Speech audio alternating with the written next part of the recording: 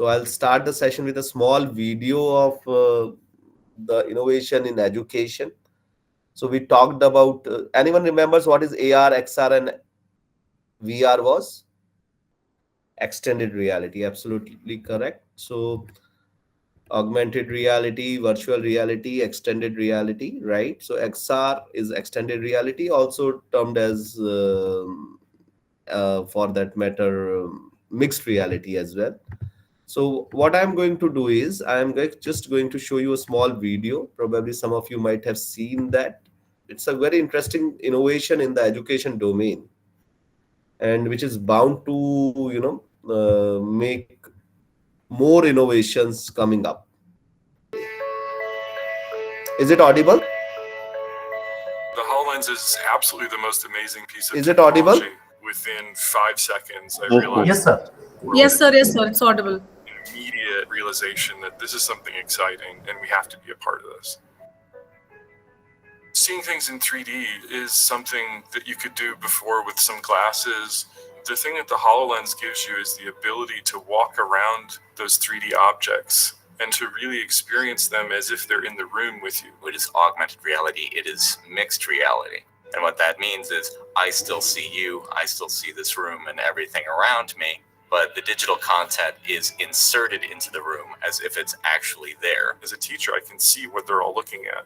And that's something that we think has real power. It's actually opening up our interactions with each other. The biggest drive is getting the anatomy curriculum completely done by the time we move into the new health and education campus.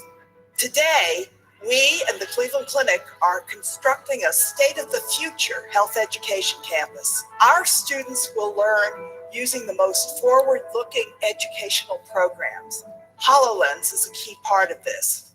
The actual act of dissection hasn't changed in generations. We have to be much, much more effective and efficient. The biggest thing about medical school is there's just so much information and so much knowledge you're being asked to learn. HoloLens is going to enable us to teach in an integrated way and to look at the body in ways they haven't been able to see it. It's sort of having X-ray vision, seeing through the skin. My mind was just kind of blown. And when I tried it on, it was perfect. It's really hard to understand what the anatomy and book's trying to tell you. So with the HoloLens, we can literally show you what's happening with the body. We can look at how the heart moves, or look at how the brain processes information and how information flows around in our brain. They can see when the heart valves are closing and hear the sounds. How the diaphragm moves, when the lungs move. A click of the fingers is going to allow students to see how everything's interconnected in the body. We have means to draw people's attention to things to get them where they need to look. Do you want to look and then pull the bones out? What they really crave is learning anatomy in the context of what they need to know clinically. What are they going to need to know for their clerkships and their future careers? With HoloLens, we can have essentially any disease that you want to see. So when I see an image like this in the hospital, I know exactly what's going on. This is how to treat and diagnose them. The HoloLens provides like a new way of teaching anatomy. It can really speed up the process of learning this material. I think HoloLens is the next big transformative change in medical education. So you just saw that this is an application of the AR and XR in the medical education domain. But you can now just visualize, or you can just imagine the kind of change that this technology can bring in the technical education, specifically in Indian context for that matter. Because if you look at it here, this will, overcome the resource crunch that many of the technical institutes in India faces. I just remember my own case when I was going through my engineering. There was certain machineries which were very costly at that point of time, and we were not able to understand how that machinery actually performs the function. And think of it, with this kind of technology, I can actually visualize. I can also look at the cross section part of the machineries, how the machine drawing and indeed engineering drawing, how easy it becomes to teach and for students to learn from that. So that is something I just wanted to talk about, because if you look at it, we saw that many of the firms were working in this domain, the ed tech, what we call as education plus technology. So similarly, like to fintech, we have called this ed tech domain, right? And I am just this is just my way of looking at it, that there's lies a huge scope for Indian context. If we can actually customize that particular aspect, I think there is a huge potential, or there is a huge untapped market that is waiting there. So we were talking about the startups, and there are number of characteristics which you'll find common across them, and which is some of the major prominent ones are: one is innovation, another is scalability, right? So high risk, definitely yes. Startups. So yesterday there was a question regarding small businesses failures and startups. Startups also has a huge failures. Please don't think that since you have seen only Swiggy, Zomato, or you have known about let's say Flipkart, or let's say Meesho, or similar Mintra, or so on, that doesn't mean there are not startups. I remember there were a number of startups that came up around 2018-19, and I was there at IIM Shillong at that point of time. So I told students to do a study on them, and I was just looking at those particular studies now, and I find out that many of them does not exist, or if they exist, they are very very constrained in their operations. So one of that company was Lime Road, and then I remember similarly there were many others like Karat Lane is though was acquired, still going strong, but some of the other similar kind of companies went. There was another one, there were a few more, I don't remember right now. So one, yes, risk is there. But yes, one of the common characteristics is innovation. And innovation, mind you, is not a kind of a, what I'll say, specific to startups, but it is something that is required not only in the every domain of the professional domain, or it is required in the every aspects of the professional domains, but also in my personal domain as well. So as a teacher, I have to be innovative in order to reinvent myself. Otherwise, with the changing time, we will be irrelevant.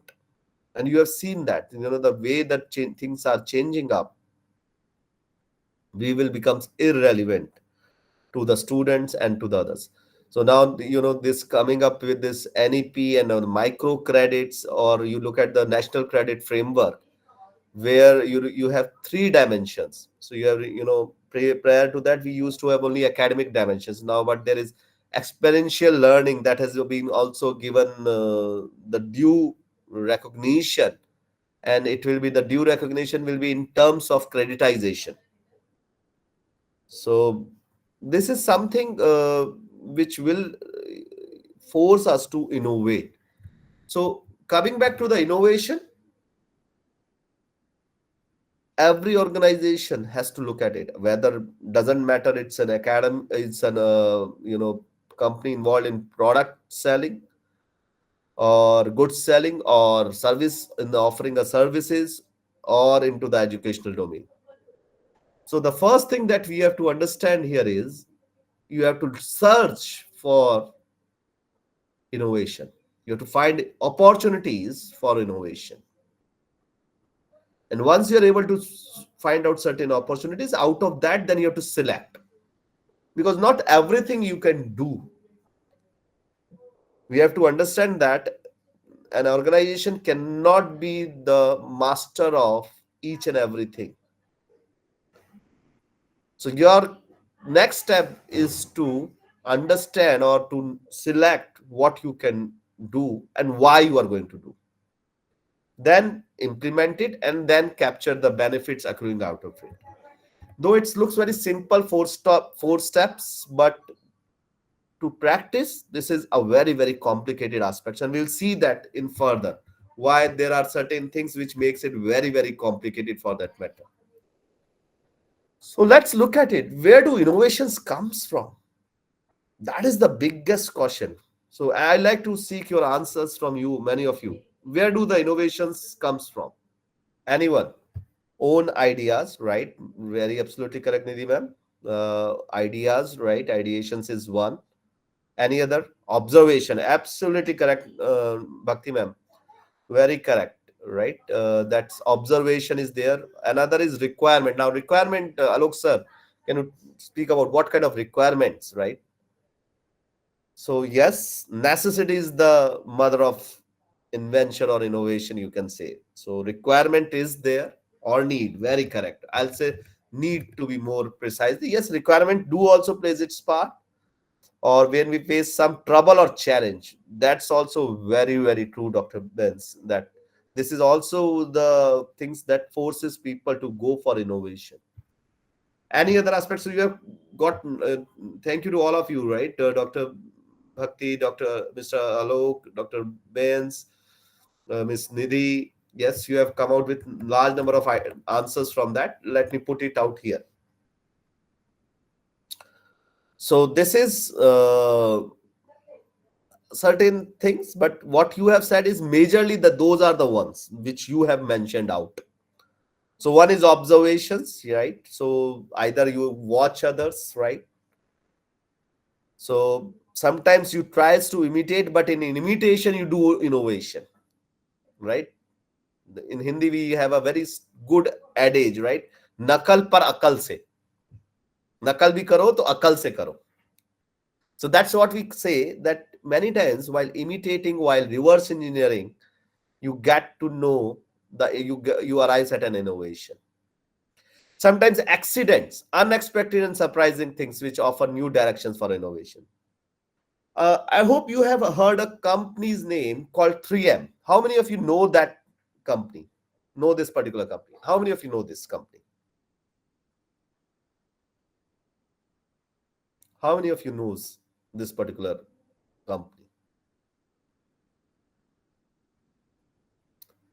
No, no one knows that.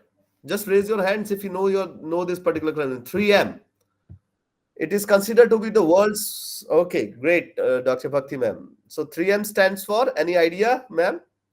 Sorry, since you have raised the hand, this is happens usually, but okay, anyone can answer. Any idea about this 3M do and what does it stands for? So let me tell you. Yeah, ma'am. So Dr. I Nivedita, can go ahead. only guess. I'm not sure. Like Yeah, negotiation. 3M, ma'am, not N. Okay, okay. M for Mumbai. It's a company. So 3M, M for Mumbai. Sir, maybe manpower. No, ma'am, not manpower. Usually we have this 4M as resources, where we talk Okay. about manpower, material, money, and the fourth M was what? Man, material, money, and machines. Right, right. Machines are the ones. I think so. But in if you look at it, 3M is a firm, and if you look at it, this is one of their products. I don't know whether you know this or not, but this is one of their products. You know this? I'm showing it on my camera. You know this particular product? It's a jam clip, small jam clip, right? This is the product that they actually, again, another product. What is this? Glue stick. This is not from that particular company, because now their patent has expired. So you can see number of companies entering into this particular domain. This is nothing but a glue stick, right? Now another product, if you want to see from them, which is very, very famous, is this. You know this? What is this? Any idea what is this? This is sticky notes, right? Sticky notes or flags, whatever you like to call it. So 3M is considered to be one of the most innovative organization in the world. And their 3M stands for Minnesota Mining and Manufacturing Firm. So the 1M for Minnesota, another for mining, and third for manufacturing. No longer, now it is no longer the 3 Minnesota Mining and Manufacturing. Now it is known as only as 3M, like ITC, which was Imperial Tobacco Company, then became Indian Tobacco Company, but now it is known as ITC only. Similarly with 3M, now it is known as 3M, and it is one of the most innovative firms in the world. And you can see there are more than 3,000 plus products.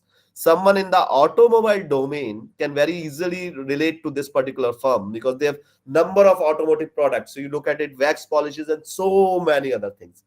Now there are certain innovations which has been done in this particular firm, which are because of accident and observation. So sticky notes, this particular product, you know what happened? They have this policy, but you have to have a develop an ecosystem, and 3M has done that particular thing. So what happened? They have this policy, HR policy. So we were talking on the first day about human resources. Look at it, how companies can actually promote innovation by having an appropriate HR human resource policy. So this 3M has this policy wherein 20% of the work time each and every employee has to spend in the department other than their own department. So if I am in a, let's say I'm being recruited in the department of marketing, or I'm into the marketing domain, 20% of my official work time I will be spending in, sometimes in finance, sometimes in operations, sometimes in HR, and so on. So similarly, what happened once during one's thing, what happened was that one of the marketing person was spending his time in the operations department, in the manufacturing department. So he saw one of the worker throwing away a drum full of glue into the drain. So he became curious. So he, out of the curiosity, he asked that particular worker, hey man, why are you throwing this particular product? He said, sir, it does not have the requisite strength for stickiness. So he used certain technical terms for explaining it to him, which marketing person what obviously was not able to understand. So what this worker did, he took a piece of paper, applied the glue which he was throwing out. There were around 5-6 drums, and then he showed him, sir, look, when we are sticking it, it is easily able to come out. It is not sticking to the paper. So he showed it onto the paper, this particular aspect. He did it 2-3 times. Suddenly, this marketing person got an idea. He said, wait, don't throw it, because he has seen during his interaction with the clients that they require a certain product where they can put it on the paper temporarily and it sticks there, and when they removes it, it can again still be sticky, but it can will be able to remove it without damaging the paper on which it was stuck or it was pasted. So that gives the rise to this particular product, or this resulted in this product coming to the world. So this was an accident, or you can say observation, you can say anything. Sometimes your inspiration, like the Archimedes movement, also gives that kind of thing. Many times the users becomes the innovators, right? They use, there is an interesting example for that. The Haier, the company called HAIER, Haier or Haier, I don't know how do you pronounce that, but it's a Chinese firm, Chinese FMCG firm. In China, they are the number one sellers, all right, of washing machines. And one of the primary reason that they were able to do that was because they listened to their users, the customers. So what happened when they started their function or selling their washing machine? They got a lot of complaints. So they were giving 4 years warranty on that. So no burden on the buyer if anything happens with the machine, any kind of issue. So then they looked at the complaints, and most of the complaints was that the outlet pipe of the washing machine was getting clogged, was getting blocked. So what they did, they analyzed those complaints, and what they found out was that many of their customers were farmers, and they were in the area, domain of or producing or selling potatoes and sweet potatoes. So what they were doing was they were washing the potatoes and sweet potatoes, just taking out after taking them out of the soil and putting them in the washing machine to wash them out, so they can get a decent or a higher price in the market. So because of that, what happens used to happen was a lot of dust or a lot of soil or the other particles was getting blocking the outlet pipes and damaging the machine. Now one of the ways was for them to tell them ki bhaiya, we are not responsible for that. But what higher did, they took inputs from them, and I what they happened was, in fact, they made a certain modification, a kind of mode in which you can wash potatoes and sweet potatoes in the washing machine. Like in Punjab, if you go see in number of areas, uh, they use washing machine to make lassi. I don't know whether you know that or don't know that. So that's another opportunity. If you can come out with that kind of a washing machine which is specifically designed for making lassi, probably you have a kind of a market there where people can look at and make certain kind of impact in that particular sense. So this is something, again, what I'll say ki, people can look at the ways, or the users can also innovate. I mean, when you have seen that people using a particular product, there are a lot of ways where you can have uh, different kind of innovations. So there is one thing is, sometimes look at it, there are certain, if you look at it, MIT for that matter, one of the reasons that MIT is world's premier technological institute is because they promote cross functional innovations. So you see that many of their innovations from which they have earned huge amount of royalty are the ones which were actually a failure in one of the other the department which did that innovation, but it found the usage in some of the other departments. So that happens many times. You'll see that innovation was meant for certain thing, but it became something else. So users as innovators, I can say that there are number of ways you can look at it. You go and observe your nearby markets, and you will see people or the users coming out with their own sweet innovations. I just went to my daughter's school, and to deposit the fees. That time, there was some issue in their online thing, so usually used to do online. And I found a very interesting kind of a innovation, small innovation done by the person who was taking the cash.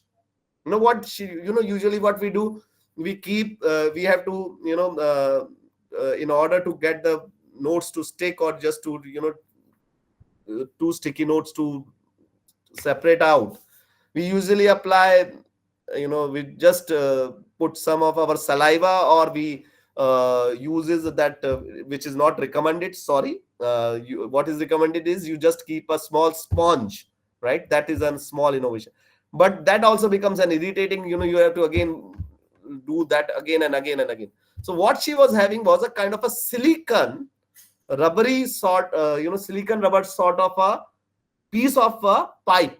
So what she has done was, she has actually cut that particular small pipe, and as was wearing in her index finger. So it becomes very easy for her to just count the notes like this. A small innovation, innovator as an innovation. So definitely there are number of these ways where you can look at it, alternative futures. Even by observing the users, you can come out with a lot of things. Like one of this is this. Anyone knows what this product is?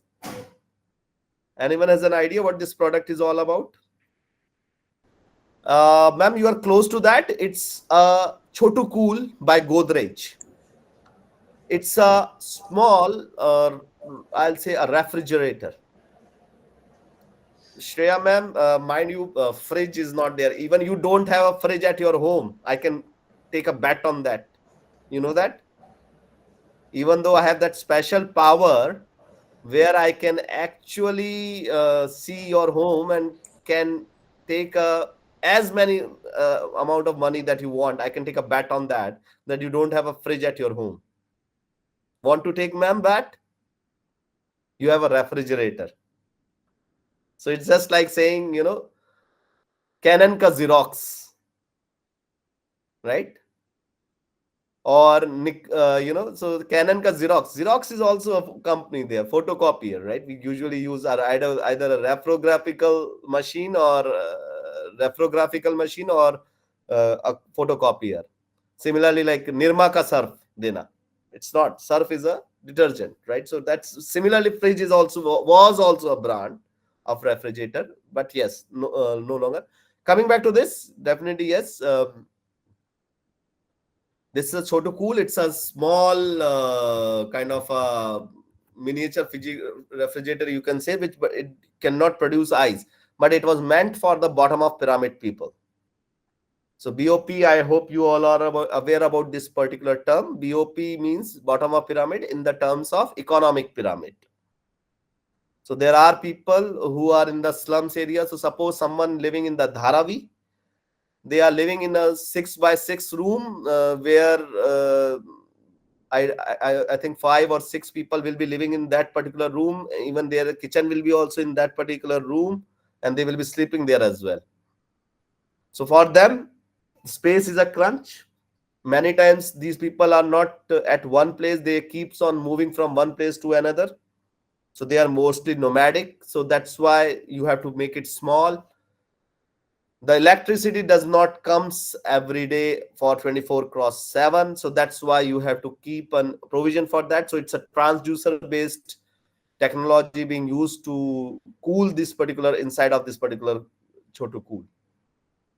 Now, this is again meant for the people. So you cannot have 0-degree temperature, but yes, you can go if the outside temperature is 40 or 45-degree temperature, you can attain temperature of 10 to 14 degree in this. So ample enough to keep your glass of milk or a bowl of curry in a safe and sound condition for the next day use. So this is again, Godrej came out with this particular product using ethnographical research.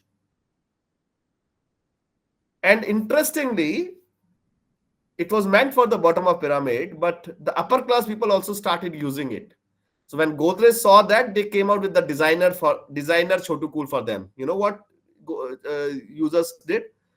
The upper class people started to use this particular product for keeping their beers and other drinks chilled while they are going for picnic or for camping or for on a cruise on a yacht. Users as an innovators. In fact, not only the upper class, there were some people who did certain innovative usage. So there was a panwala in Nasik industrial area of the Nasik region.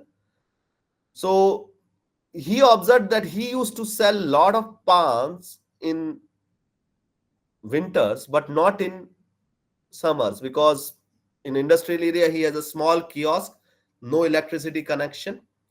So most of his customers were the workers of the factories in that particular industrial area, and they used to come to eat pan after the lunch break. During the lunch break, after having their lunch, they used to come and they used to have the pan.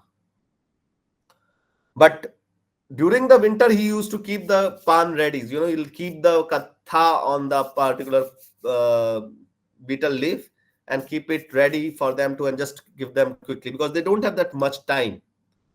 But during the summer, he can't do that because otherwise that pan patta will get soiled. So his sales used to go down. So what he did, he used to keep this these pans, ready-made pans in this particular one, and sell it at a premium of 2 rupees, because he was selling thanda pan when the outside temperature is 45 degrees.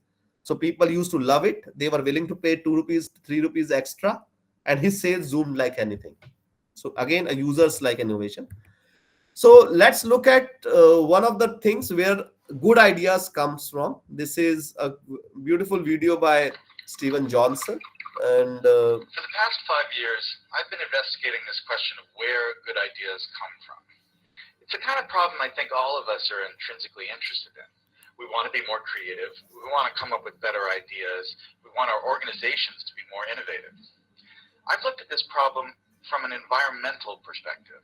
What are the spaces that have historically led to unusual rates of creativity and innovation? What I've found in all of these systems, there are these recurring patterns that you see again and again that are crucial to creating environments that are unusually innovative. One pattern I call the slow hunch, that breakthrough ideas almost never come in a moment of great insight, in a sudden stroke of inspiration. Most important ideas take a long time to evolve, and they spend a long time dormant in the background. It isn't until the idea has had 2 or 3 years, sometimes 10 or 20 years to mature, that it suddenly becomes accessible to you and useful to you in a certain way. And this is partially because good ideas normally come from the collision between smaller hunches so that they form something bigger than themselves. So you see a lot in the history of innovation, cases of someone who has half of an idea. There's a great story about the invention of the World Wide Web and Tim Berners-Lee. This is a project that Berners-Lee worked on for 10 years. But when he started, he didn't have a full vision for this new medium he was going to invent. He started working on one project as a side project to help him organize his own data. He scrapped that after a couple years, and he started working on another thing. And only after about 10 years did the full vision of the World Wide Web come into being. That is, more often than not, how ideas happen.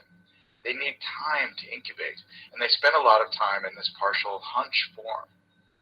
The other thing that's important when you think about ideas this way is that when ideas take form in this hunch state, they need to collide with other hunches. Oftentimes, the thing that turns a hunch into a real breakthrough is another hunch that's lurking in somebody else's mind. And you have to figure out a way to create systems that allow those hunches to come together and turn into something bigger than the sum of their parts. That's why, for instance, the coffee house in the age of the Enlightenment, or the Parisian salons of modernism, were such engines of creativity, because they created a space where ideas could mingle and swap and create new forms.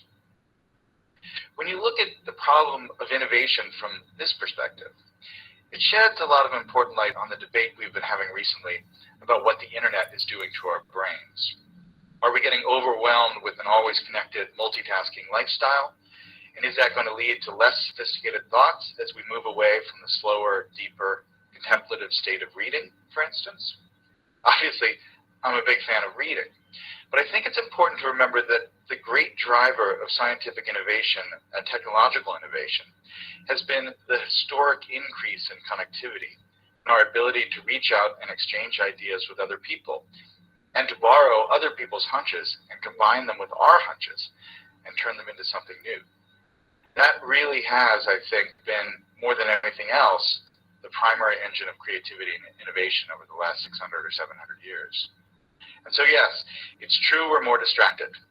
But what has happened that is really miraculous and marvelous over the last 15 years is that we have so many new ways to connect and so many new ways to reach out and find other people who have that missing piece that will complete the idea we're working on, or to stumble serendipitously across some amazing new piece of information that we can use to build and improve our own ideas.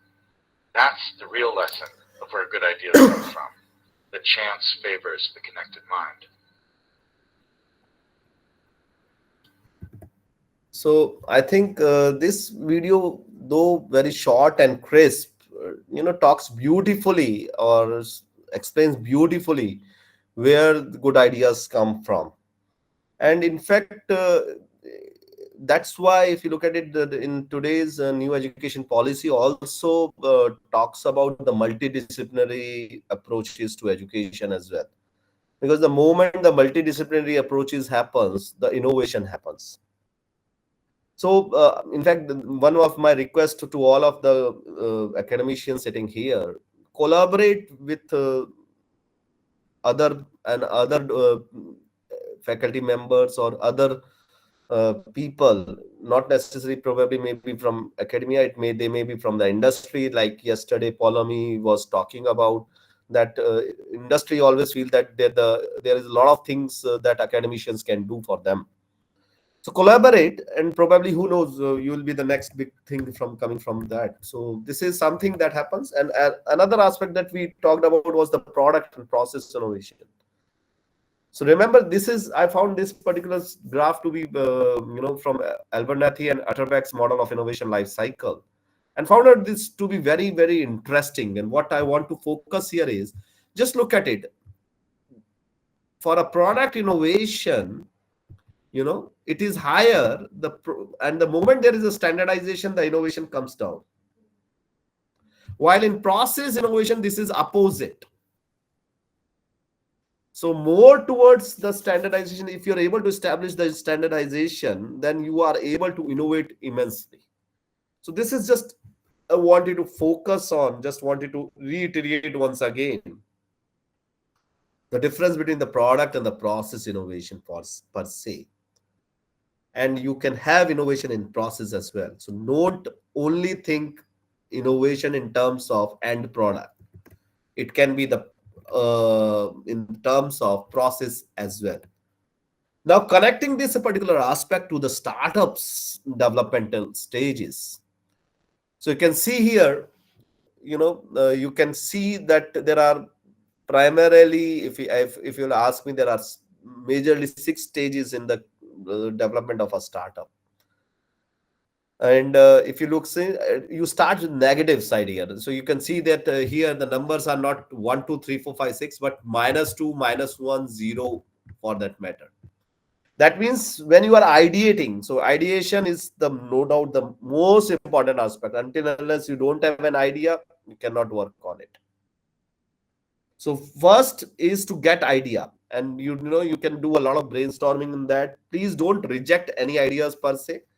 The first when we used to do ideation workshop, the first thing we used to focus was the number of ideas. So when you can do that particular thing, any aspect where you want to do brainstorming for solving a particular problem, and you want to solve it innovatively, what you can do is ideation. And in that, the first focus is on quantity rather than the quality first.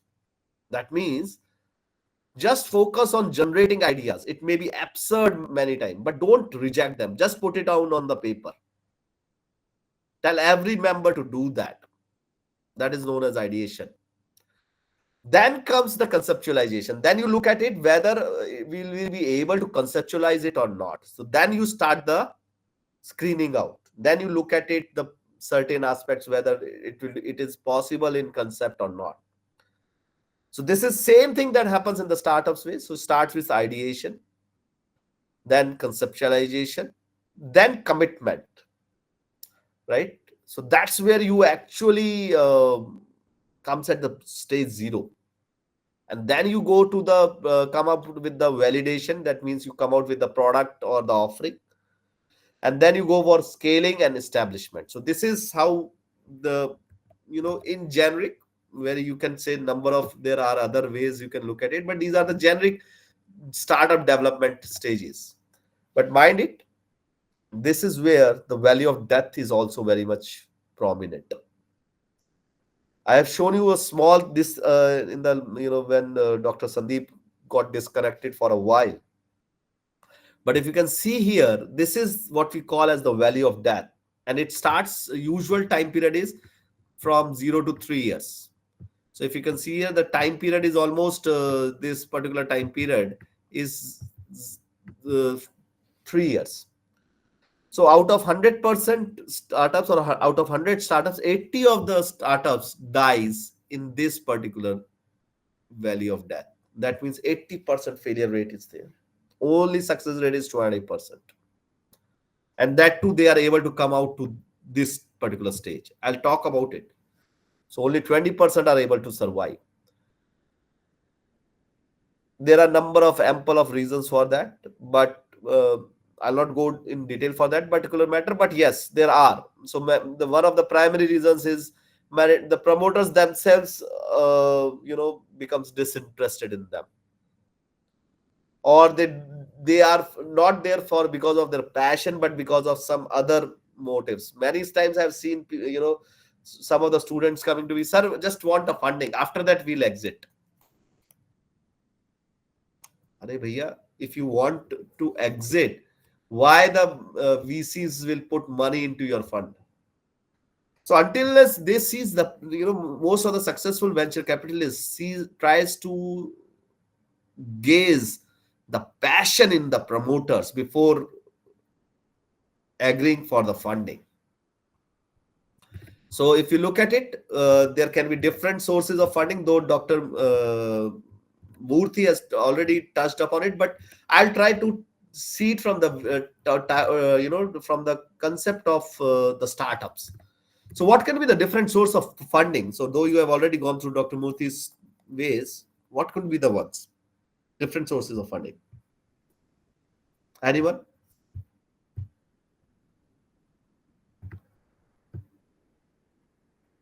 Different sources of funding? I'm waiting for your answers, please. Family and friends, right? So, right, family, friends, and fools. That's why 3 Fs are there. Very absolutely correct. Absolutely correct, Santosh sir. So, funding agencies, absolutely correct. So, these are the ones. So, we call it some innovative. I'm trying to, given you this particular one, the crowdfunding. So, the crowdfunded, there are large number of crowdfunded initiatives, and because of the technology and advanced technologies, you can also have a peer-to-peer loan systems. So there are number of startups which are working, though SEBI does not allows them in the India to function, but you can have peer-to-peer loan as well. So what is bootstrapping? This is a term and terminology that is used specifically in context of the startups domain. What is bootstrapping? Anyone? What is bootstrapping? Starting from scratch without any funding. Absolutely correct. Absolutely correct. So bootstrapping is using your own funds. Absolutely correct, Prerna ma'am. So what you have given is absolutely correct. So this is something that with a very limited resources, and you usually use personal finances, and rather going to the VCs. Which one is better, bootstrapping or going to the VCs? Which in your view, which one is a better way to go for that? Funding, okay. You can say there are both pros and cons of both the domains, right? So in pros is total ownership, but again the growth is gradual, not possible for every business. Organic growth, if you can see here, this is organic growth because you don't have the requisite capital. But if you look at it, there are innovative ways as well, crowd-funded, and one of the very famous crowd-funded one was Oculus Rift, right?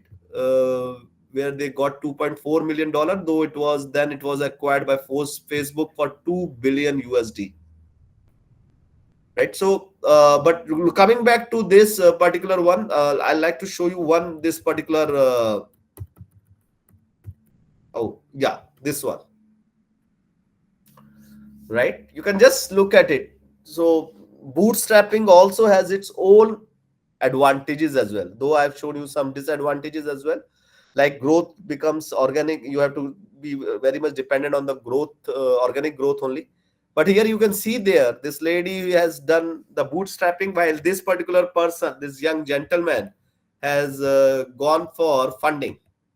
Now you can see here, she's they are asking, he's saying, after all the funded rounds, he ended up with 5% in the end, and he sold it for $100 million.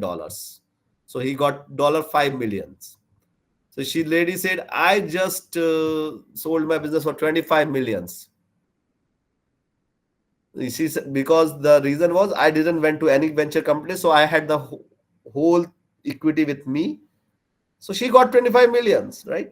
But again, I'm not saying that bootstrapping is good. Neither I'm saying that fund going to the VC is good. Depends. It has both has its own pros and cons. So you can look at that particular aspect and accordingly decide on it. But yes, you can also think of it if you think you can get good value at the end of the once, you can go for the bootstrapping. So there is crowdfunding as well.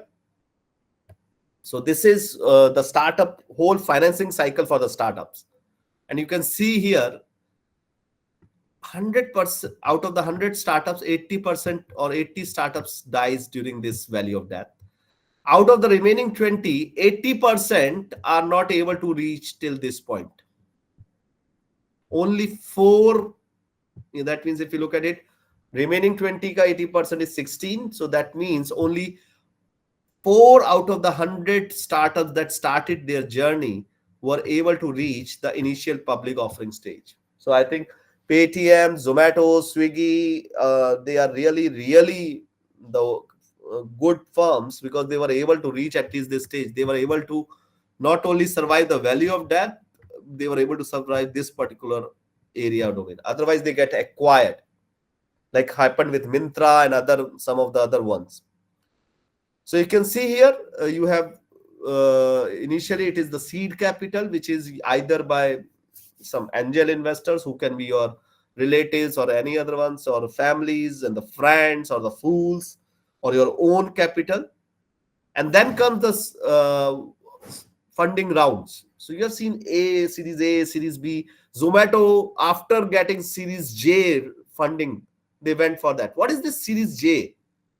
Why this A, B, C, D? What does this mean? Series B. Some says my startup is just received a Series C funding round. What does that mean? I want to know from all of you. What does that mean?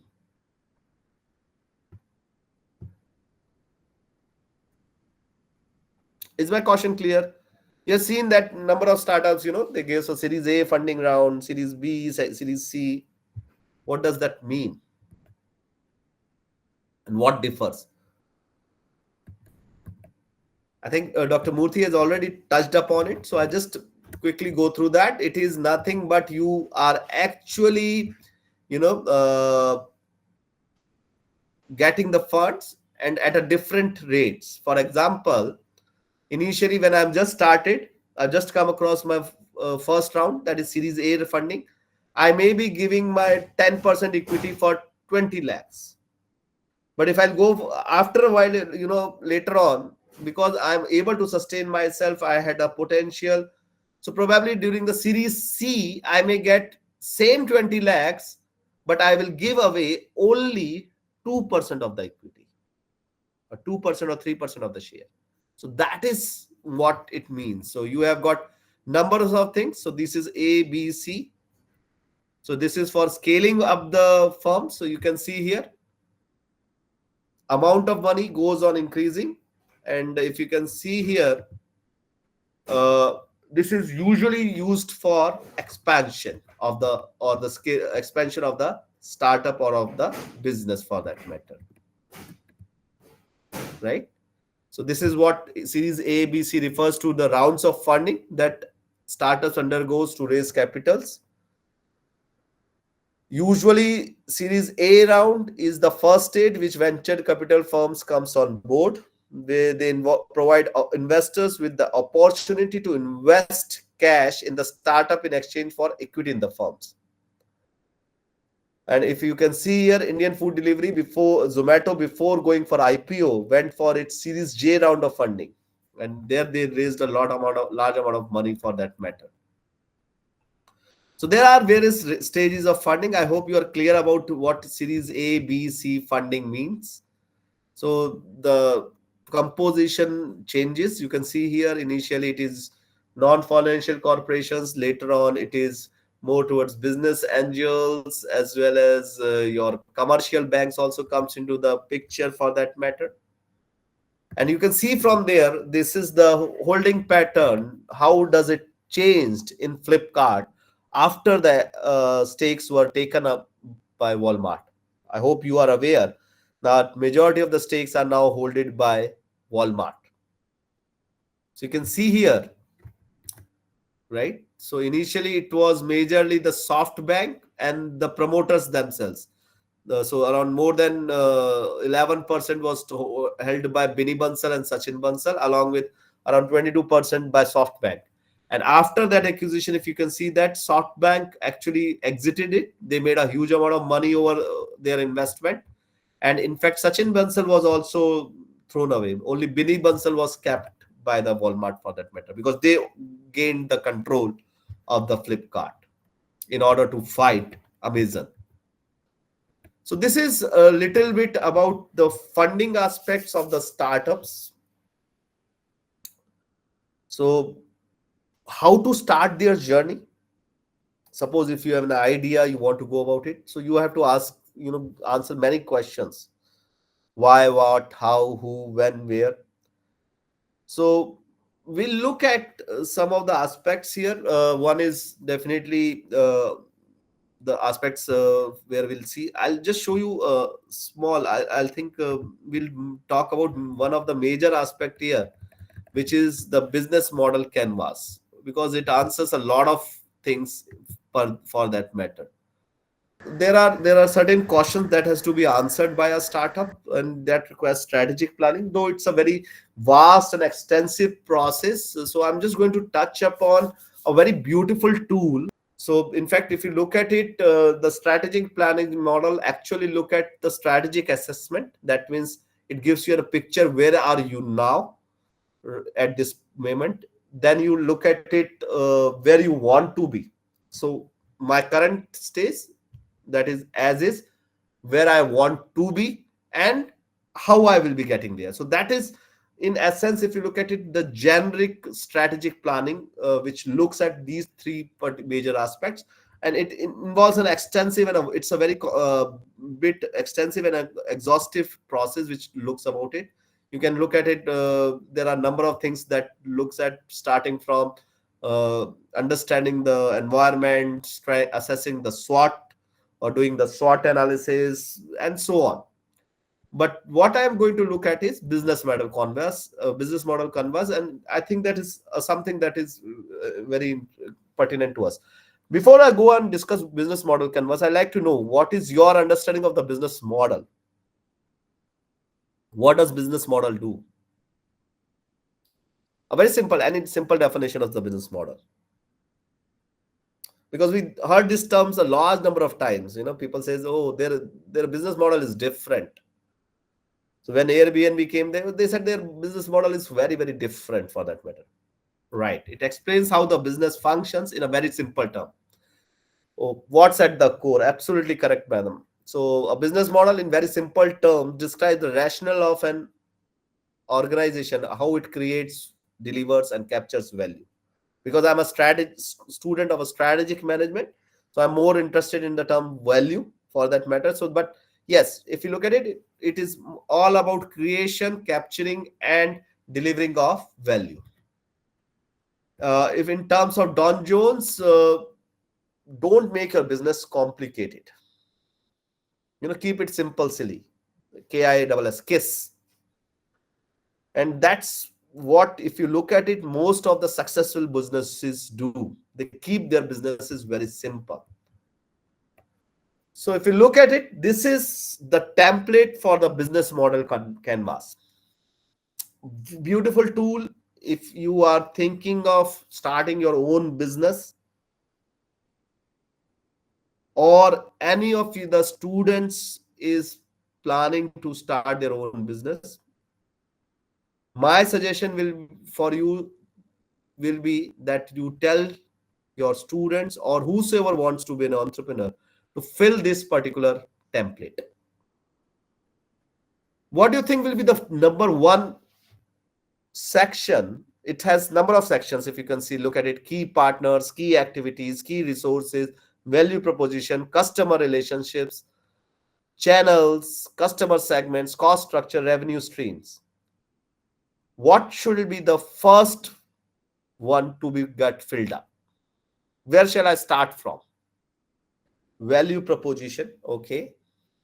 Anyone else has a different answer? So Dr. Bhakti has given value proposition as an answer. Anyone else? Ma'am, you are partially correct until unless you don't know your customers, who your customers are. So my thing is, usually it is customer segments, but yes, you can start from value proposition. So 1 and 2, this is, you can either say this as 1 and this as 2, or you can use this as 1 and you can use this as 2 as well. Both ways, it depends on whether you are adopting inside out approach or you are adopting outside in approach. So absolutely correct, ma'am. So but these two are the ones which has to be filled first.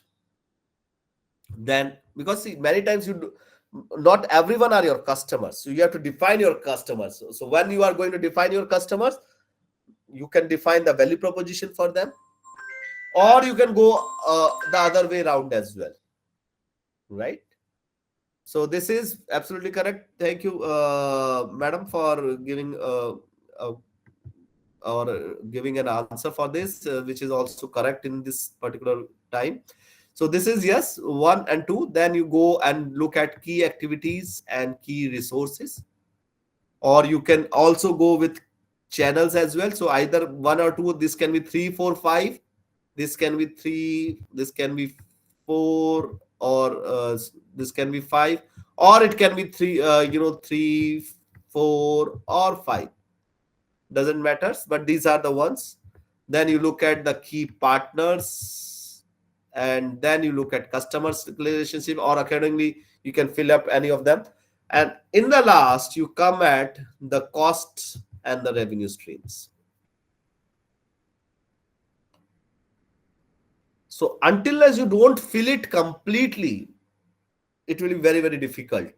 So it gives you an idea from where I'm going to get the money from, where I'm going to spend the money for, why customer will come to me, why they will buy from me. So this is a very interesting and a very useful template, I'll say, for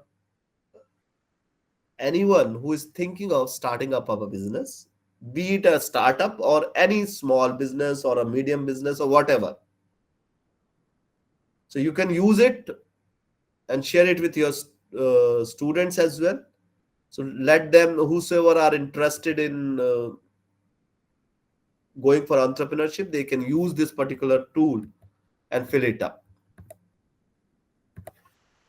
So many times we see that companies do happens. So I was looking at the one of the aspect was understanding the environment. So you look at the number of environments for that matter. So just wanted to know, put a caution to all of you. Can you identify any brand which is Indian out of this, or the brands which are belongs to which particular countries? Any guesses here?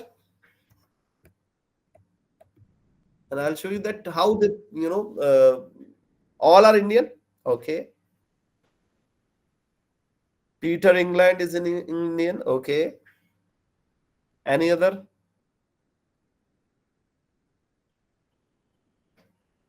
Any other answers from the participants? Bata is from Czech Republic. Absolutely correct, ma'am. Bata is not an Indian brand. Many of us believes Bata to be an Indian, but it's headquartered in Czech Republic, right? Czechoslovakia was previously, but now it is Czech Republic. So any other brands? Unilever. So you use a lot of things. Unilever is what? Indian?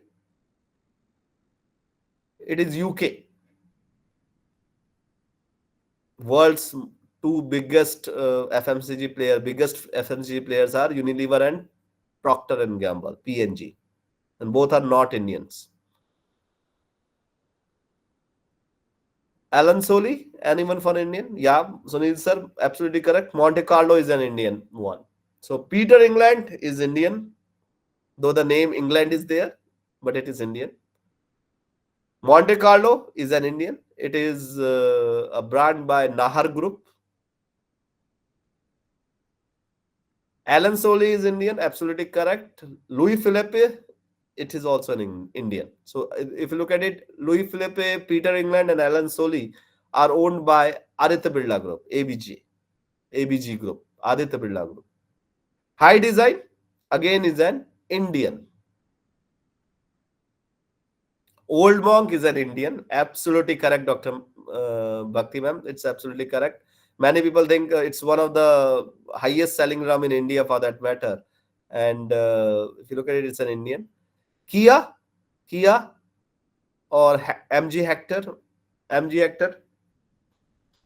No, they are Chinese. Absolutely. MG Hector is Chinese ideally, though it's a Shanghai automotive company which bought Morris Garage of UK, and then through them they entered India. Now there is high chances that Goenka Group is going to buy the shares of the same Chinese company and make it a more than 50% will be owned by the Indians. But at this moment, I don't think so that is completed. So MG Hector's is not an Indian. Similarly, Kia is a South Korean, same as Hyundai. So Hyundai and Kia are owned by one group only. So whether you buying an Hyundai car or you are buying an Kia car, they are belongs to one group in the Korea. High Design. Yesterday, Polomi was mentioning it. It is, yes, many people, if you go look at it, the airports, many of those airports you'll see High Design outlets. And High Design, if you look at it, they'll gives you a look or a feeling that they are from outside this country, but they are basically a local brand where it belongs to Puducherry or Pondicherry, what say, right? So what I'm trying to say here is, yes, people, you have to look at their customer segments, because sometimes your customers want different aspects. So you can do a lot of planning, but in reality the journey is not like this, what is shown here. So what you are shown here is not like this, not smooth like this. It is something like this in reality, and that's why it is interesting. Had it been this, do you think it would have been interesting? Never, right? Until unless there are no ups and downs in the journey is never exciting, right? When you know that, okay, you are certain about thing, you have seen that, your journey becomes more exciting if you don't know where you are going. Ideally, you should know where you are going, but what I'm saying is what lies ahead, just next ahead. So many times it becomes uncertain. So that uncertainty, a little bit of uncertainty adds the flavor of excitement.